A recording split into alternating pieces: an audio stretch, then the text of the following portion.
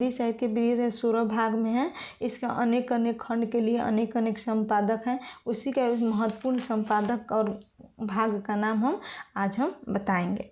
देखिए यहाँ पे नागरी प्रचारणी सभा में छपा हुआ था हिंदी साहित्य के बृहद इतिहास। यहाँ पर आप देख सकते हैं हिंदी साहित्य का बृहद इतिहास 1961 में नागरी प्रचारणी सभा द्वारा छपा था। ये बहुत इंपॉर्टेंट है। उसी का भाग का हम प्रमुख भाग और संपादक का नाम आज हम बताएंगे। यहाँ पे देखिए नागरी प्रचारणी सभा द्वारा प्रकाशित हिंदी साहित्य के बृहद इतिहास में 16 खंड में प्रमुख भाग है।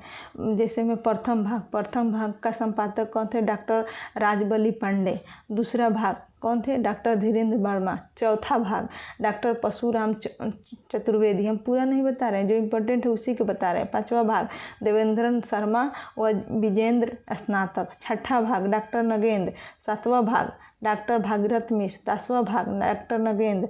12वां भाग डॉक्टर निर्मल जैन है। इसी तरह नागरी प्रचारणी सभा का बता दिए।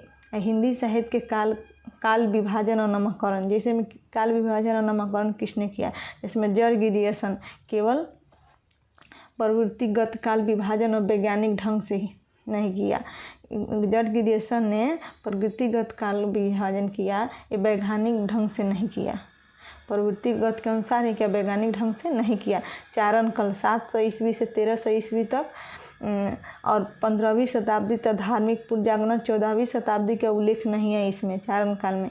जैसे कि प्रेम कविता ब्रज का कृष्ण संपादक 1500 से 1600 ईस्वी, मुगल दरबार और तुलसीदास। इतना ही रहने दे रहे हैं, इसके आगे नहीं। इसमें है और